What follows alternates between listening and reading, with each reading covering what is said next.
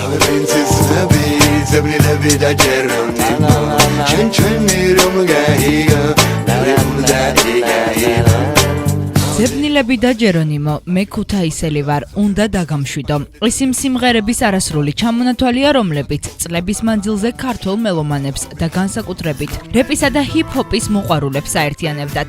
ალბათ მიხვდებით, თუ ვის შემოქმედებაზეა საუბარი. ჯერ კიდევ 90-იან წლებში, როცა ქართული შოუ-ბიზნესი პირველ ნაბიჯებს დგამდა, გამოჩნდა ადამიანი სახელად აკაკი ბაბუნაშვილი, რომელმაც ქართულ მსმენელს თავი შავ პრინცად გააცნო. მისი 10 კომპოზიციისგან შემდგარი ჩანაწერი პირველი სრულყოფილი ალბომია საქართველოს რეპის ისტორიაში და თამამად შეგვიძლია ვთქვათ, რომ შავი პრინცი პირველი ქართული შემსრულებელია, რომელმაც ჩვენს ქვეყანაში რეპისა და ჰიპ-ჰოპის ეპოქა შექმნა. პრინცის გარდაცვალების შემდეგ გამოჩნდნენ ეგრეთ წოდებული გამგრძელებლები, რომლებიც ახალგაზრდა თაობის წარმომადგენლები არიან და პრინცის შემოქმედებას ძალიან დიდ პატივს სცემენ. უფრო მეტიც, ისინი ღონისძიებისთვის ემზადებიან, რომელიც შავი პრინცის სახელს უკავშირდება.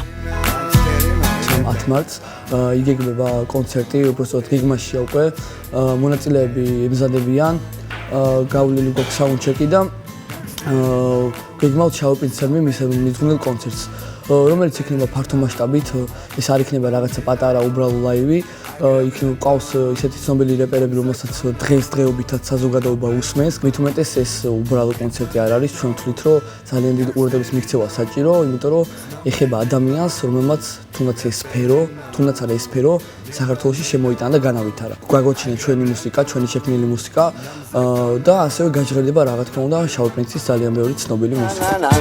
როგორც ვაკო წკრიალაშვილი გვიყვება, შავ პრინცს სიცოცხლეშივე იცნობდა და მას თავის ოჯახის წევრსაც უწოდებს. მამაჩემი ძალიან ახლო მეგობარი იყო, ასევე ჩემი ძალიან ახლო მეგობარი იყო პერიოდი, როცა ერთადაც ცხოვრობდით და ასე შემდეგ. ძალიან დიდი და კარგი ურთიერთობა ჰქონდა ერთმანეთთან ყოველთვის. ბედინა და შავი პრინცი მასწავლიან ამას, დონბაჩოკი ასე ამბობს გაახარებ მამას. ვაკოს აზრით, დღესდღეობით საქართველოში ჰიპ-ჰოპსა და რეპს ძალიან ბევრი მიმდევარი ხავს. ასევე აღნიშნავს, რომ იქმნება უამრავი ახალი და რაც მთავარია, ხარისხიანი რეპერტუარები. ამბობს, რომ ადრინდელ რეპერებს სტუდიურად ხარისხიანი მუსიკის შექმნის შესაძლებლობა არ გააჩნდათ. მაშინ უფრო დიდი შესაძლებლობა არ ჰქონდათ.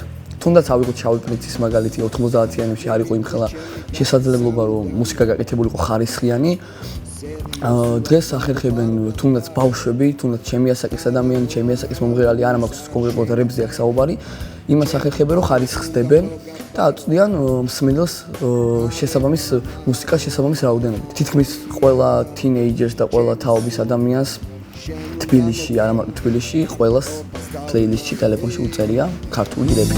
ყოველდღიურად თავში უამრავი იდეა მოსდის. წარმოიდგენს, თუ როგორი უნდა იყოს სამომავლოდ მისი სიმღერები და მასზე გადაღებული ვიდეორგოლი. ხაზს უსვამს, რომ მისი სიმღერები ნამდვილ ფაქტებზე და მოვლენებზე აგებული იქნება. იმ ფაქტებზე, რომელიც მის თავს ყოველდღიურად ხდება, რადგან როგორც განმარტავს, რეპი ეს ის მიმდინარეობა, რომელიც განსაკუთრებით ემსახურება რეალური ფაქტების თხრობას. რეპი ეს არის 90-იანებიდან მოყოლებული დღემდე, ზოგადად რეპი ისეთი თემაა რა, რომ ცხოვრებისეულ ფაქტებს უფრო აწვდია ადამიანს შენ ცხოვრებას, აწვდია ადამიანს ხარისხიანად სიმღერაში მუსიკის მიღმა და ასე შემდეგ შინაარსობრივად დაალაგებულად, მაგრამ ისე არა რომ მოაბეზრო.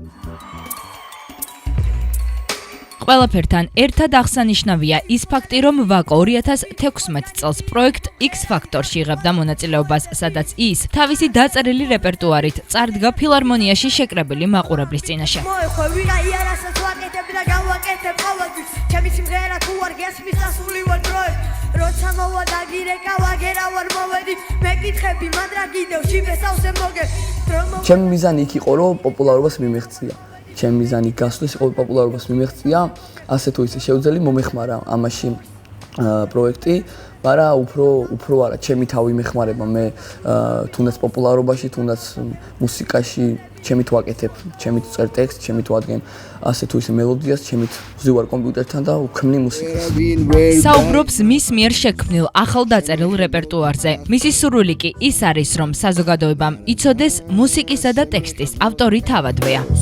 აქედან შორია მიზნამდე გზები და იმაზე ბევრი მაგანვილი ხვდები მე თუ მისწორდება მისწორებ ჩემი მე თუ და მამძიმებს ცეპი კისერზე 1000 გრამი მაქვს ხვდები ყურებზე მუსიკა ძველი ბასები ეძახი ჯეორებს მაგრამ ვერ ხვდები რომ ამრეპით გადავიტანე მე წლები ამრიგად ჩვენ ის გადაგვრჩენია რომ წარმატებები ვუსურვოთ ახალგაზრდა შემსრულებელს ხოლო შავი პრინცის საღამოზე დასწრების მსურველებს გირჩევთ 10 მარტისთვის მოემზადოთ კლუბი ჩექინის საღამოს 10-ის ნახევრიდან გელით